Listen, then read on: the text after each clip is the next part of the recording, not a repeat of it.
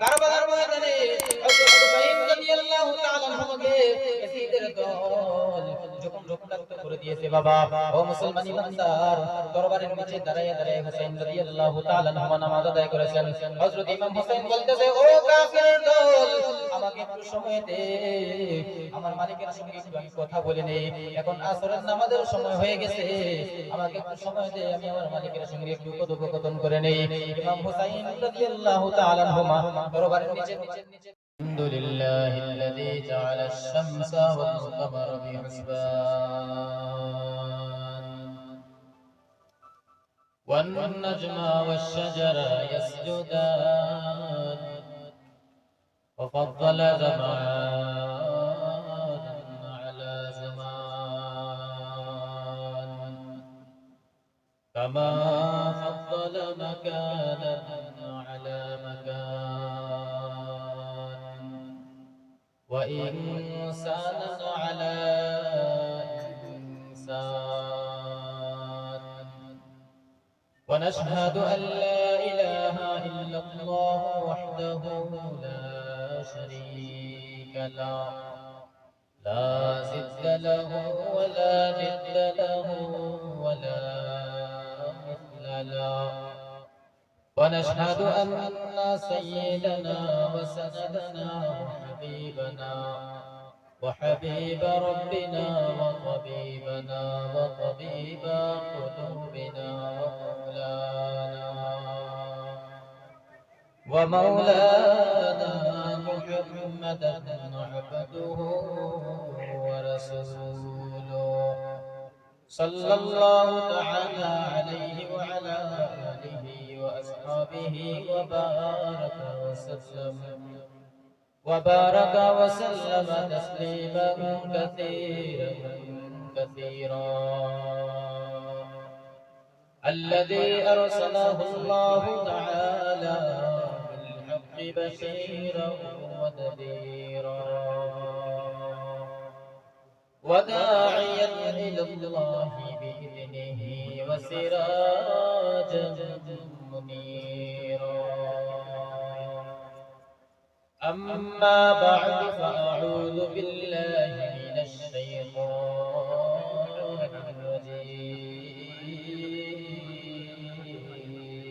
الرجيم بسم الله الرحمن الرحيم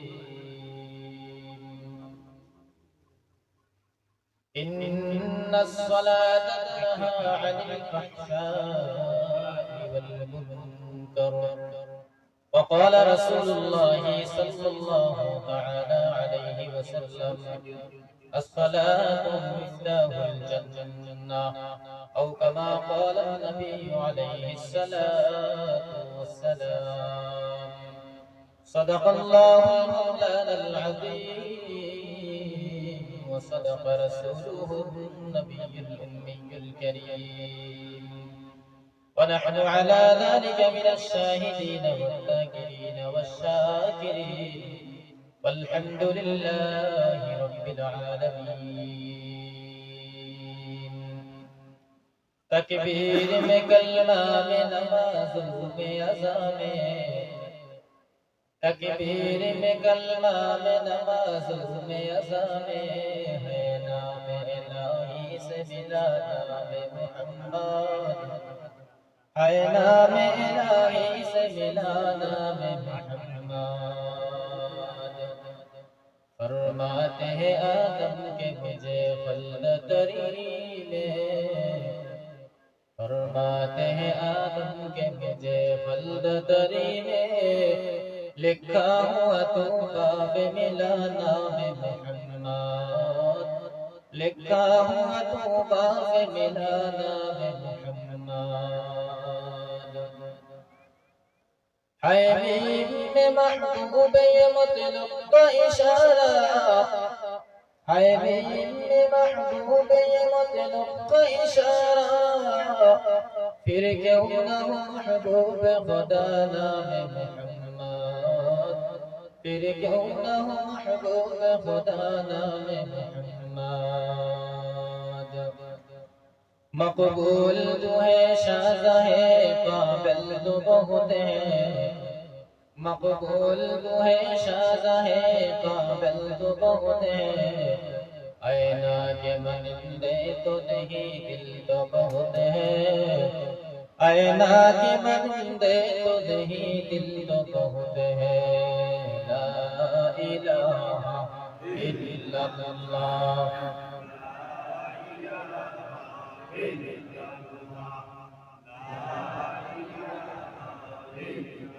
मोहब्बत प्राण করে লা ইলাহা ইমানের আওয়াজে লা ইলাহা মুসলমানের আওয়াজে লা ইলাহা লা ইলাহা ইল্লাল্লাহ লা ইলাহা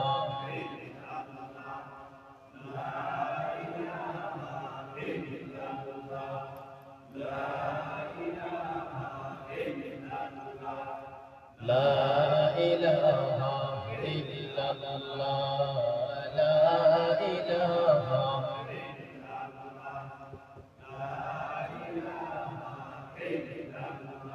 আল্লাহ তোমার দরর মাঝে কত জানা জানা সৃষ্টি আছে। আল্লাহ তোমার দরর মাঝে কত জানা জানা সৃষ্টি আছে। কেউ নেই তোমার নাম জপে না, কেউ নেই তোমার নাম জপে না, কেউ নেই তোমার নামের তসবিহ করে না। লা ইলাহা ইল্লাল্লাহ লা ইলাহা ইল্লাল্লাহ লা ইলাহা ইল্লাল্লাহ লা ইলাহা মোহাব্বত লা ইলাহা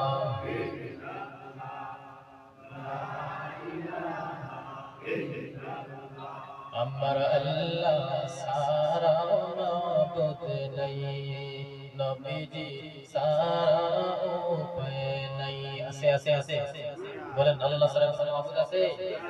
আমার আল্লাহ সারা মাবুদ নাই, নবীজি সারা উপায় নাই। এসো হে মুমিন আল্লাহ পাকের জিকির করে করে যাই, বলো লা ইলাহা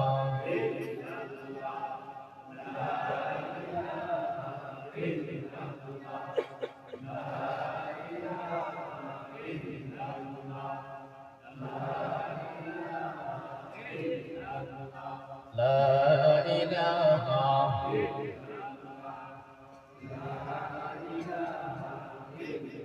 সজদা করব না গায়রুল্লাহ, সজদা করব ইল্লাল্লাহ, সজদা করব না গায়রুল্লাহ, সজদা করব ইল্লাল্লাহ।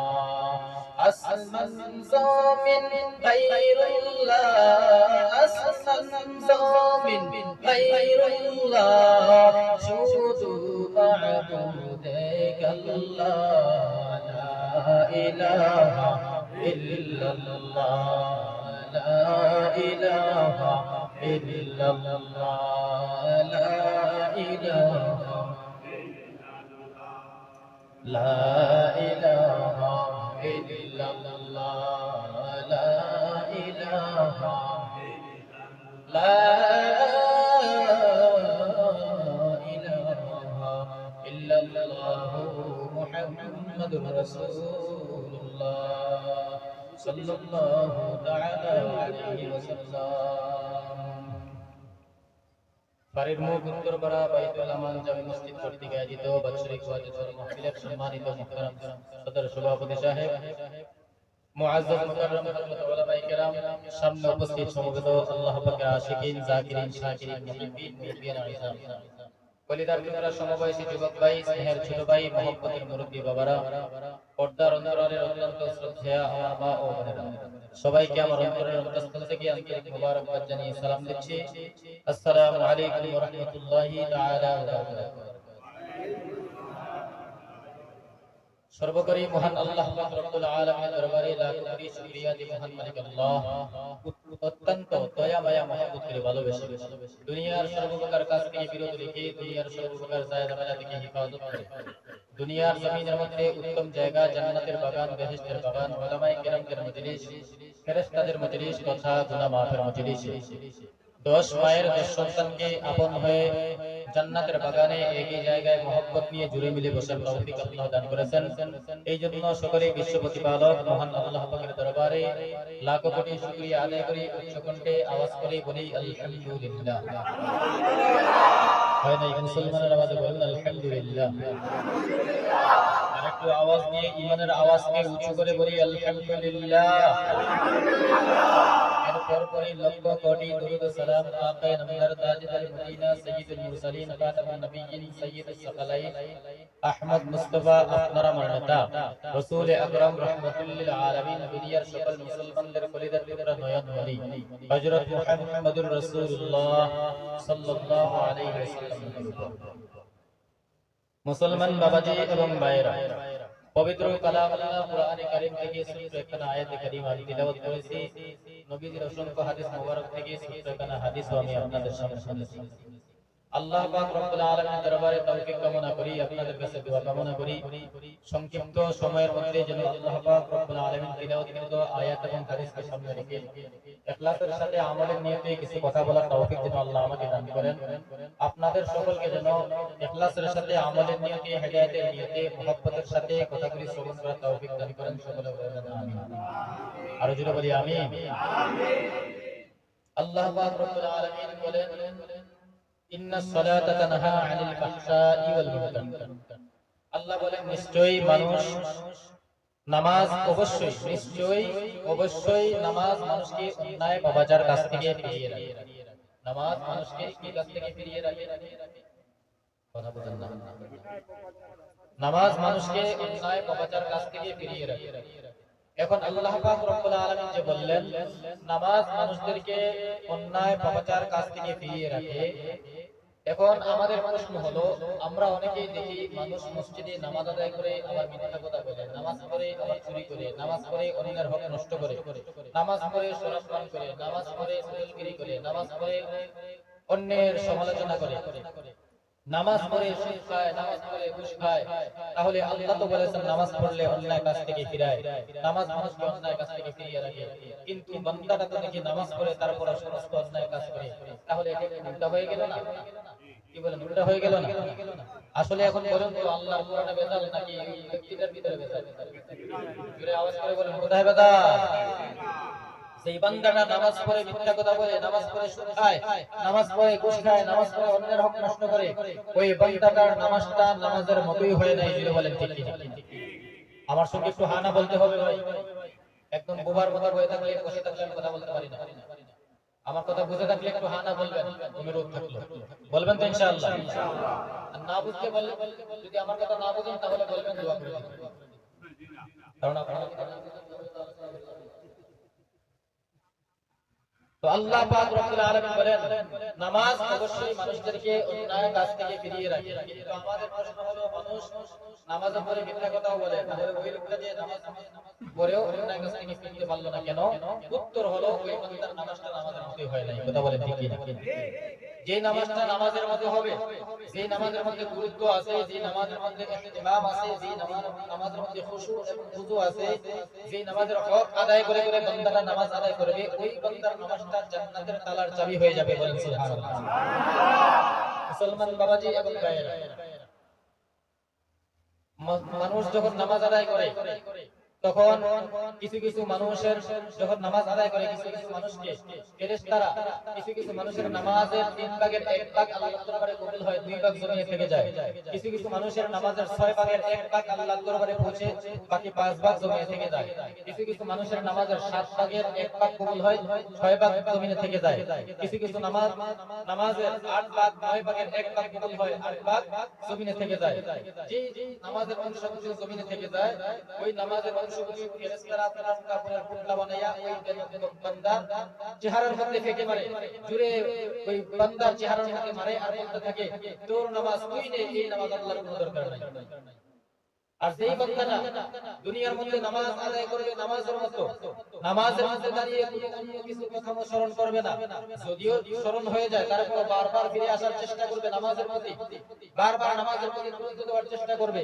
যেই বান্দাটা রুকুর হক আদায় করে করে নামাজ পড়বে, তিলাওয়াতের হক আদায় করে করে নামাজ পড়বে, সিজদার হক আদায় করে করে নামাজ পড়বে, তাশাহুদের হক আদায় করে করে নামাজ পড়বে, দুরূদ ইব্রাহিমের হক আদায় করে করে নামাজ পড়বে, দোয়া মাসুরার হক আদায় করে করে নামাজ পড়বে, আল্লাহ পাক রব্বুল আলামিন বলেন ওই বান্দার নামাজটা জান্নাতের তালার চাবি হয়ে যাবে। জোরে বলেন সুবহানাল্লাহ। নবী বলেন as-সালাতু মিফতাহুল জান্নাহ, নামাজ হলো বেহেশতের চাবি। নামাজ কিসের চাবি? জোরে বলেন নামাজ কিসের চাবি? তাহলে বেহেশতে যাওয়া দরকার আছে নি? বেহেশতে যাওয়া দরকার আছে, কিন্তু হুজুর নামাজ পড়ব না, যাওয়া যাবে?